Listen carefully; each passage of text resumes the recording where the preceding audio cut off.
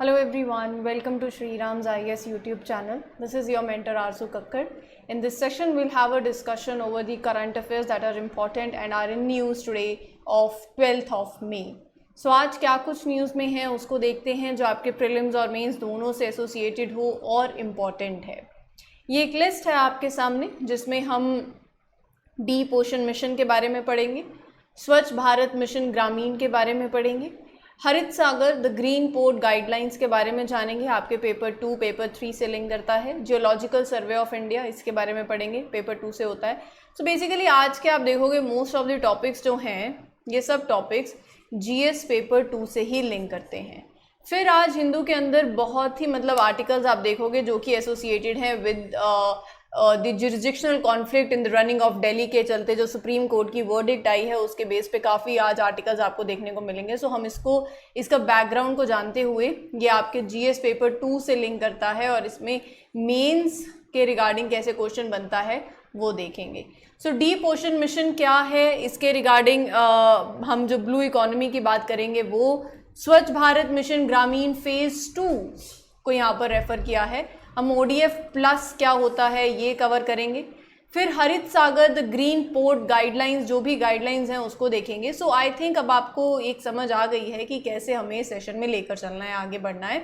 बस आपसे इतनी उम्मीद है कि जो आर्टिकल जिस मेंस के जीएस के साथ लिंक करता है, जीएस पेपर 1, 2, 3, 4, वो आप खुद से वो सेंस ऑफ अंडरस्टैंडिंग जो है वो डेवलप करना शुरू करें, जिसके लिए all you need to go for syllabus. ठीक है, आज एक प्रण ले लो कि सिलेबस याद करना ही करना है। जब सिलेबस याद कर लोगे ये चीज़ें आपके लिए बहुत ज़्यादा आसान हो जाएंगी। खुद से लिंक करना, राइट, जो कि बहुत ज़्यादा इंपॉर्टेंट है। पहला जो आर्टिकल है वो है डीप ओशन मिशन के बारे में। न्यूज़ में क्यों है? क्योंकि union minister of state earth science recently chair the first ever high level steering committee meeting of deep ocean mission. तो डीप ओशन मिशन के रिगार्डिंग जो मीटिंग हुई, मैं उसके रिगार्डिंग पहले आपको इस मिशन के बारे में कुछ लाइंस बता रही हूँ, फिर हम इसको इसकी एनालिसिस करेंगे।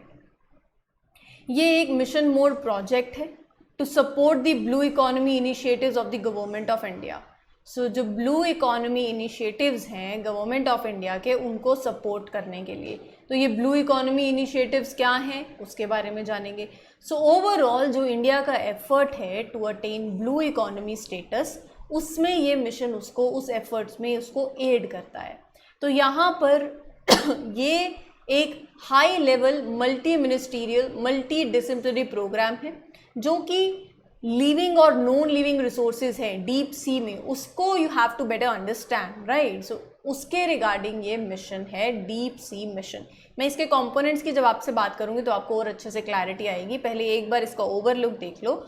सो it aims to develop the technologies, ऐसी टेक्नोलॉजीज जो लिविंग और नॉन लिविंग रिसोर्सेज को हार्नेस करने में हेल्प करें। एम उनका वही हो फ्रॉम द डीप ओशंस।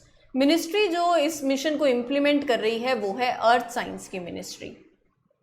इस मिशन की कॉस्ट कितनी है? इस मिशन की कॉस्ट है 4077 करोड़ 5 साल के लिए, यानी 2021 से 26 तक के लिए फेज वाइज मैनर के अंदर ये मिशन को इम्प्लीमेंट किया जाएगा। इसके 6 मेजर कंपोनेंट्स हैं। क्या है? First, second, third, fourth, fifth and sixth. Development of technologies for deep sea mining, development of ocean climate change advisory services, technological innovations, deep ocean survey, energy and fresh water from the ocean, advanced marine station.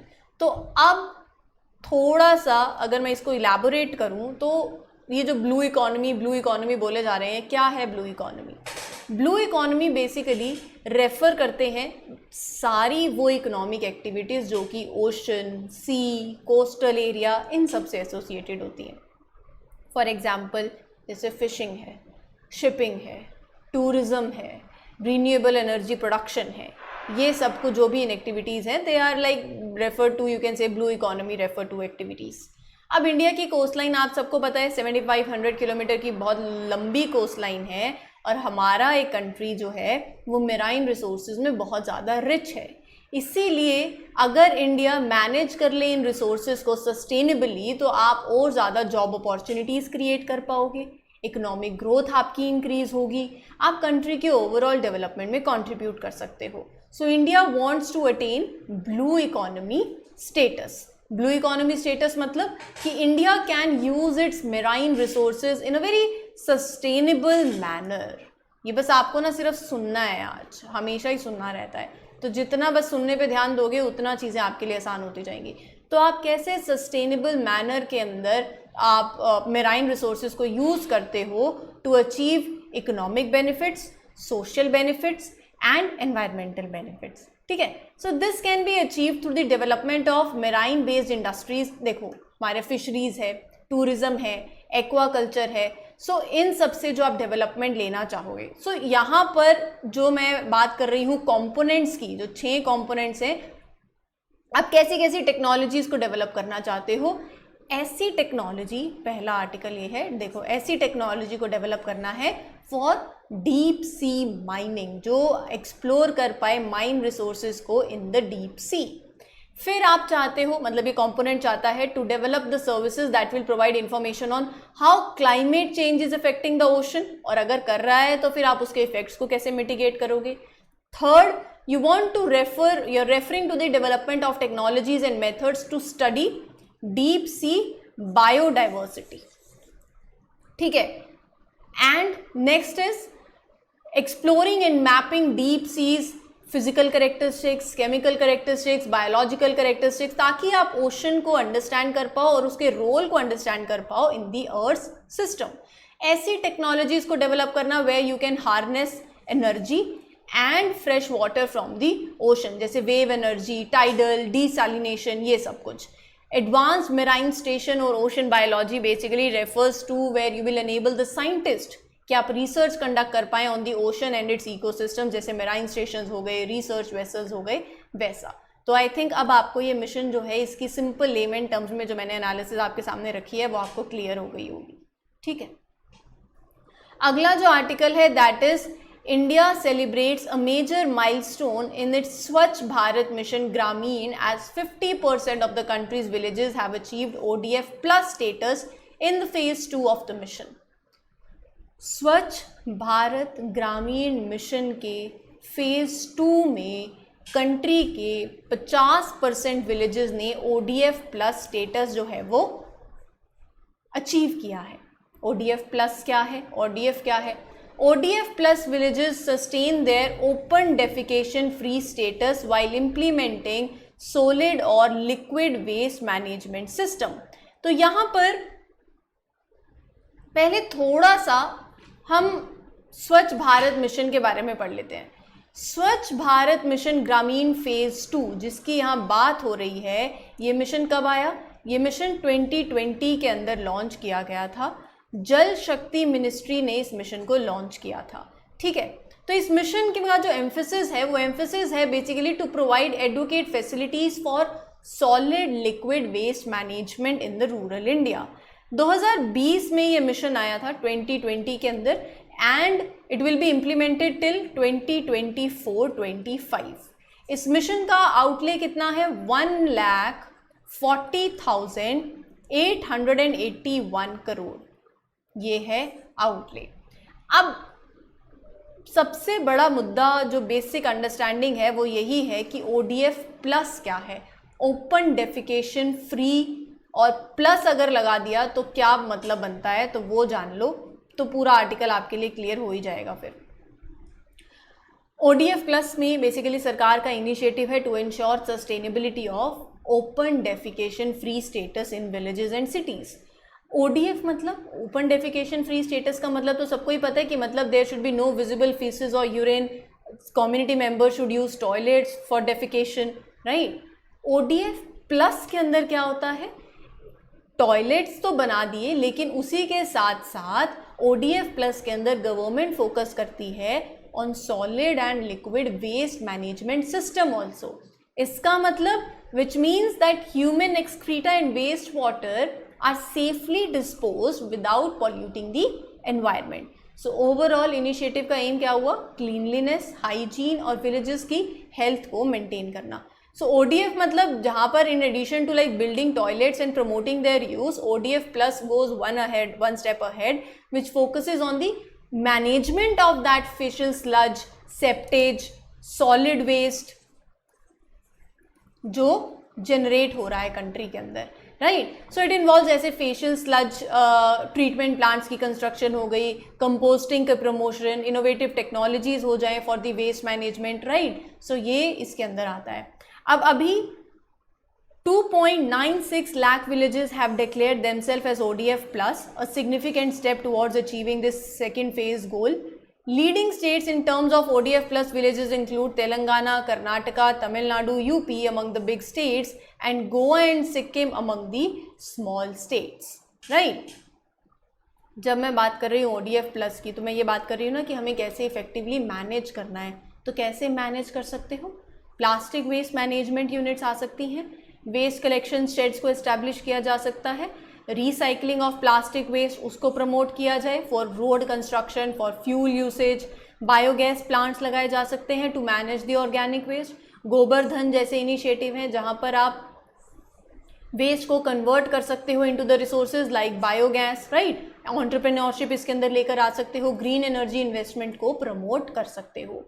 Grey water management, तो grey water management को भी आप address कर सकते हो. स्वच्छ Bharat mission ग्रामीण, basically इसमें 4 की एरियाज में ग्रे वाटर मैनेजमेंट भी है, मतलब हाउस होल्ड वेस्ट वाटर जो होता है, and you can address it through the construction of soak pits, right. So ये जितने भी कॉम्प्रिहेंसिव एफर्ट्स हैं, इन सब का पर्पस क्या है? सैनिटेशन को इम्प्रूव करना, economic benefits for the local community, और एनवायरनमेंट के इम्पैक्ट पे भी आप रिड्यूस करना चाहोगे ओवरऑल. तो ये है Swachh Bharat mission Grameen phase 2. Sorted है? क्लियर? चलते हैं आगे. Harit Sagar the green port guidelines ministry of port shipping and waterways ने रिसेंटली लॉन्च करी हैं. अब यहाँ पर अब जैसे ये कौन से GS पेपर से लिंक करता है, सबसे पहले तो आपको ये पता होना चाहिए.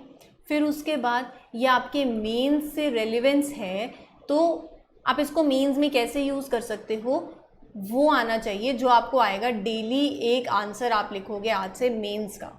जितने ज़्यादा मॉक टेस्ट दोगे उतना अच्छा है, और जितना डेली, मतलब अभी के लिए if you are preparing for like 2024, so अभी you can go for at least 1 answer daily for your mains. ये बहुत, मतलब यही प्रिपरेशन है और कोई प्रिपरेशन है ही नहीं. ये सोच लेना कि हाँ हम आंसर लिख लेंगे, उससे कोई फ़ायदा नहीं है. तभी तो आपको पता चलेगा कि ये सब चीज़ें आप आंसर में कैसे ऐड कर सकते हो.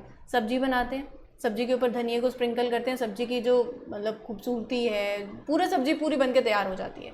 जब आप ये जो टॉपिक्स हम कवर करते हैं, जब मैं बोलती हूँ प्रीलिम्स प्लस मेंस, तो ये आपका मेंस एनरिच फॉर्डर है.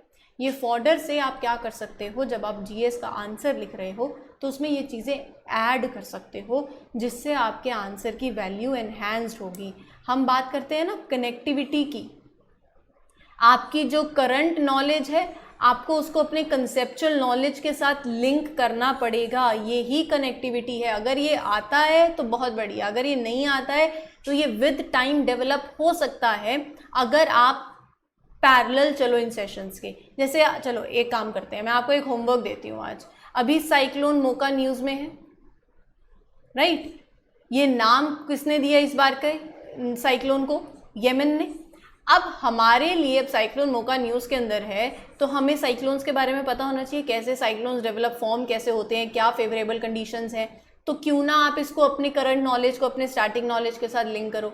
तो आज आपके लिए ये होमवर्क रहेगा. आप ज्योग्राफी का साइक्लोन का जो टॉपिक है, how cyclones are form, Coriolis force और कितना वार्म टेम्परेचर चाहिए, तो पूरा उसका जो प्रोसीजर है NCERT में दिया हुआ है, साइक्लोन्स की फॉर्मेशन कैसे होती है वो आप कवर करोगे. सो ये चीज़ें आपको ध्यान में खुद से रखनी पड़ेंगी. आज सिर्फ सोचो कि स्पून फीडिंग से काम चल जाएगा, वो नहीं होगा. आज का ये होमवर्क है, ये ऐसा होमवर्क है जो मुझे कमेंट सेक्शन में नहीं पता चलेगा, लेकिन if you are true to yourself तो आपको ये होमवर्क करना है आज. ठीक है, चलिए अब बात करते हैं हरित सागर ग्रीन पोर्ट गाइडलाइंस की. तो यहाँ पर नाम से ही पता चल रहा है, सागर मतलब अपन कुछ पोर्ट साइड एरिया पे चले गए हैं. ग्रीन पोर्ट मतलब जो पोर्ट ऑपरेशंस हैं, हम चाहेंगे कि वहाँ पर कुछ ग्रीन, जैसे ग्रीन इन द सेंस हम यही तो बात कर रहे हैं कि हम रिन्यूएबल चीज़ों की तरफ जा रहे हैं, रिड्यूस करें वेस्ट को, रीयूज़ करें, रिसाइकिल करें, तो उसी के रिगार्डिंग नाम से ही पता चल रहा है वो गाइडलाइंस हैं। ये गाइडलाइंस किसने लॉन्च करी है? Ministry of port, shipping and waterways. Objective क्या है? पोर्ट ऑपरेशन से होने वाला जो वेस्ट डिस्चार्ज है आप उसको ज़ीरो करना चाहते हो, आप मिनिमाइज करना चाहते हो वेस्ट को through reduce, reuse, repurpose and recycle. तो एम क्या हुआ? एम है इंडिया के अंदर जितने भी पोर्ट्स हैं आप वहाँ पर एनवायरनमेंट फ्रेंडली प्रैक्टिसेस को प्रमोट करना चाहते हो। It envisages ecosystem dynamics in port development, operation, maintenance while aligning with the working with the nature concept। वही तो हो गया कि आप जो कर रहे हो along with the nature, वो होता है ना आपके, जैसे हम बोलते हैं कि environment का भी ध्यान रखना है, तो बस वही बात है। जो ये पोर्ट ऑपरेशंस की बात हो रही है, ये पोर्ट ऑपरेशंस क्या हैं? Let's have a look over it. मैं पहले आपको सिंपल टर्म्स में मैंने आपको समझा दिया कि यहाँ पर आप चाहते हो कि जो पोर्ट अथॉरिटीज़ हैं they will take steps to minimize the amount of waste that is generated in the first place। materials को use करो जहाँ पर भी possible है, repurpose the materials that can be used for other purposes। so overall ये initiative basically क्या कर रहा है? ये initiative, just a minute, हाँ, ये initiative sustainable, green और जिस तरीके से आप अपने पोर्ट ऑपरेशंस के थ्रू एनवायरनमेंट को और रिसोर्सेज को प्रोटेक्ट कर सकते हो, उसके अराउंड ये बात कर रहा है। तो ओवरऑल सस्टेनेबल पोर्ट ऑपरेशंस ये डील करता है ये पर्टिकुलर इनिशिएटिव, ये गाइडलाइंस। तो यहाँ पर जो पोर्ट ऑपरेशंस की हम बात कर रहे हैं, ये पोर्ट ऑपरेशंस क्या है? Port operations on the environment means मतलब वो सारी एक्टिविटीज़ जो पोर्ट पर होती हैं that can have an effect on the natural environment, जिसमें लोडिंग आता है, अनलोडिंग होती है कार्गो की, शिपिंग होती है, गुड्स की ट्रांसपोर्टेशन होती है, स्टोरेज होती है, हैंडलिंग होता है ऑफ मटेरियल्स, जितने भी ऑपरेशंस हैं। सो इन पोर्ट ऑपरेशंस का impact on the environment it can be significant. Air pollution हो सकता है, वाटर पोल्यूशन हो सकता है, सॉइल कंटामिनेशन हो सकता है, नॉइस पोल्यूशन हो सकता है, हैबिटेट डिस्ट्रक्शन हो सकता है, मेराइन इकोसिस्टम डैमेज हो सकता है। सो ये जितने भी इम्पैक्ट्स हैं ये नहीं करने हैं। एक एग्जांपल लेते हैं, फॉसिल फ्यूल यूज़ कर रहे हैं पोर्ट ऑपरेशंस में, शिपिंग में, ट्रांसपोर्टेशन के अंदर, जो एयर पोल्यूशन कर रहा है, ग्रीन हाउस गैस एमिशन कर रहा है, जिसका एयर क्वालिटी पे नेगेटिव इम्पैक्ट पड़ेगा। सो यहाँ पर हम चाहेंगे कि ये नहीं हो, तो इसके रिगार्डिंग आप क्या करना चाहोगे? स्टेप्स लेना चाहते हो। ये गाइडलाइंस है कि अब ये कहता है कि clean green energy, green methanol, green ammonia, green hydrogen, ये सब जो है इसकी एम्फेसिस, इस पे एम्फेसिस डालते हैं। नेशनल ग्रीन हाइड्रोजन मिशन जो है it also covers, these guidelines also cover the aspects of this particular mission pertaining to ports also. तो गाइडलाइंस बेसिकली एक फ्रेमवर्क प्रोवाइड कर रही हैं मेजर पोर्ट्स के लिए to draw out a comprehensive action plan for achieving targeted outcomes in terms of quantified reduction in the carbon emissions. Clear है? ये आपके जीएस पेपर 3, जीएस पेपर 2 से भी लिंक करता है। Next in news is geological survey of India. Geological survey of India recently news में है because of recently termed the media report saying ये जो large lithium reserve that were identified in Rajasthan as baseless. तो क्या है हमारे लिए important है जियोलॉजिकल सर्वे ऑफ इंडिया के बारे में जानना। एक ऐसी ऑर्गेनाइजेशन जो 1851 में इट वॉज सेटअप प्राइमरीली किस लिए? To find coal deposits for railways, right. So यहाँ पर ओवरऑल ये जो ऑर्गेनाइजेशन है geological survey of India, it is to explore and identify the coal deposits. Over the years it has become a vital source of information on geo science.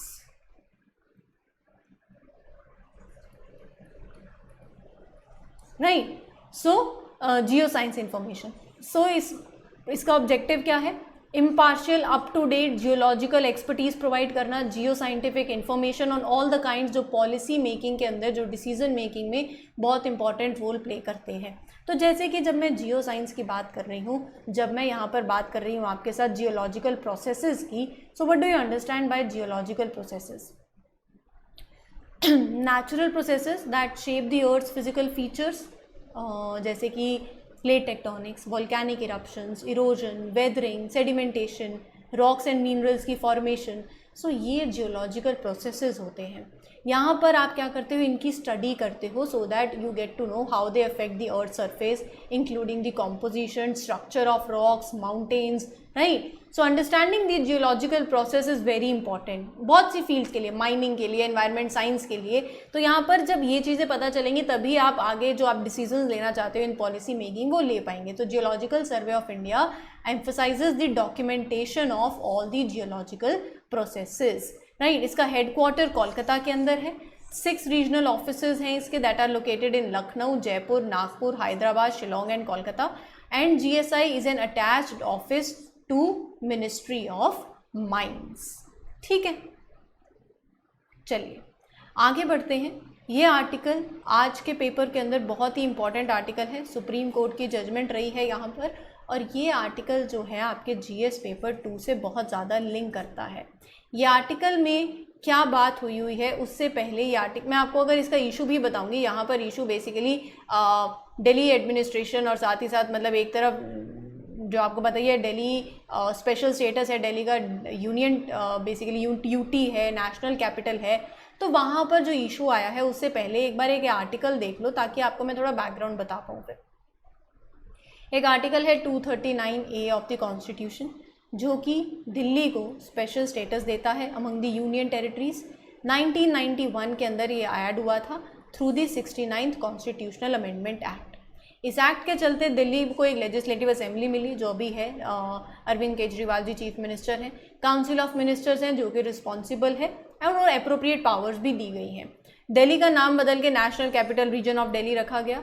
और इस article के हिसाब से ये बहुत इंपॉर्टेंट है, 3 चीज़ें PPL public order, police, land, इन तीनों का ये जो 3 डोमेन्स हैं ये है under the control of central government. Delhi के विद रिस्पेक्ट टू मैं बात कर रही हूँ। बाकी जो दिल्ली की असेंबली है तो उनके पास पावर होगी to make the laws on the other matters like state list, concurrent list, so all such other matters legislative assembly have the power to make laws. लेकिन 3 एस्पेक्ट्स में public order, police, land in the national capital region of Delhi, so it falls under the domain and control of central government. Issue क्या है?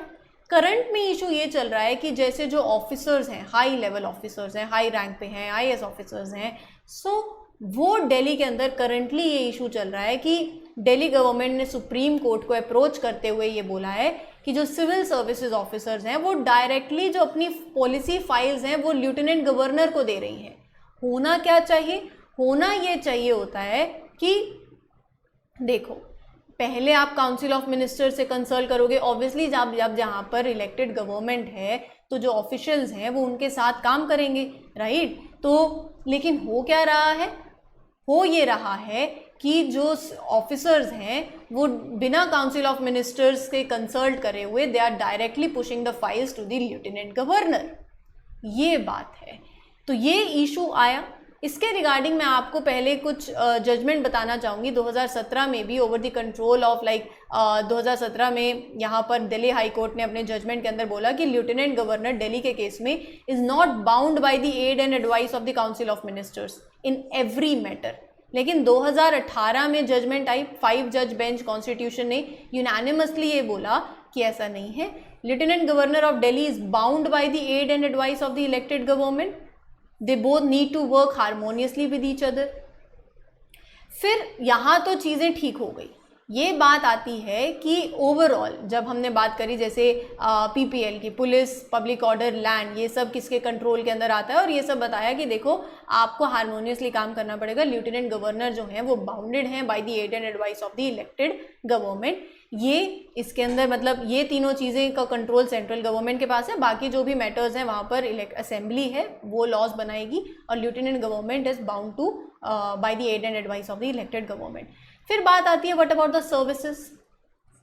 Question बचा services के ऊपर, जो administrative services की power किसके पास होगी, राइट। सो यहाँ पर 2 जज बेंच जो थे सुप्रीम कोर्ट के, उन्होंने डिलीवर किया एक वर्डिक्ट जो कि वर्डिक्ट अलग था। एक जज का कुछ और कहना था, एक जज का कुछ और कहना था। एक जज ने कहा that rule that Delhi government has no power at all over the administrative services. दूसरे जज ने कहा कि ऐसा नहीं है, कुछ के में है, मतलब जो हाई टॉप ऑफिसर्स हैं उनके रिगार्डिंग नहीं है, लेकिन कहीं पर है कहीं पर नहीं है। सो बेसिकली वर्डिक्ट में आ गया स्प्लिट 2023 की। अब जो वर्डिक्ट आई है उसके हिसाब से सुप्रीम कोर्ट का कहना है कि जो दिल्ली के लेफ्टिनेंट गवर्नर है वो independently can not act, must take the aid and advice of the council of ministers. And यहाँ पर उनका ये कहना है कि चाहे जो जैसे ऑफिसर्स हो गए, आईएएस ऑफिसर्स हैं, ब्यूरोक्रेट्स हैं, चाहे यहाँ पर दिल्ली गवर्नमेंट इन्वॉल्व नहीं है इन देयर रिक्रूटमेंट, लेकिन उनको फाइल्स उनको देनी पड़ेंगी, they are responsible basically. So the administration comprises several public officers who are posted in the services of a particular government irrespective whether or not the government has involved in their recruitment। तो यहाँ पर जो judgement है Delhi government के favour में आती हुई उन्होंने यही बोला है, a constitutionally entrenched and democratically elected government, अगर वो गवर्नमेंट डेमोक्रेटिकली इलेक्टेड है, needs to have control over its administration services, right. तो ये बेसिकली है in the spirit of cooperative federalism. Supreme court ने, ये बहुत इंपॉर्टेंट लाइन है, ये लाइन डायरेक्टली आपका मेंस का क्वेश्चन बन सकता है कि कॉन्स्टिट्यूशनली एंट्रेंच्ड और democratically elected government needs to have control over the administration, elaborate, right. तो यही तो है उसके पीछे का सिनेरियो। और एक और ये आपको किसी बुक में नहीं मिलेगा, ये करंट अफेयर से आएगा, जो ये टर्म यूज़ करी है, triple chain of collective responsibility. So supreme court ने ये principle, supreme court has set this principle of triple chain of collective responsibility. Triple chain मतलब ऑफिसर्स अकाउंटेबल हैं मिनिस्टर्स को, मिनिस्टर्स हु अकाउंटेबल है basically to the legislature, and legislature accountable है, answerable है to the electorate. So civil services officers are accountable to the ministers who are accountable to parliament which ultimately is answerable to the electorate. तो ये है triple chain of collective responsibility, right. So ये था इस session में। I hope आपको ये session अच्छा लगा हो। बहुत ही इंपॉर्टेंट आर्टिकल्स हमने कवर करे हैं और ये एडिटोरियल अपने आप में बहुत ज़्यादा इंपॉर्टेंट था, जिससे आप एक्सपेक्ट कर सकते हो एक क्वेश्चन मेंस में भी, प्रीलिम्स में भी। So this was it for today. I hope you had great learning and this is your mentor Arzoo Kakkar signing off. Will meet you in the next one. Till then take care everyone, good luck, good wishes. Session अच्छा लगता है तो like करना मत भूलें, share it with the other friends and don't forget to subscribe to the channel as well. Thank you.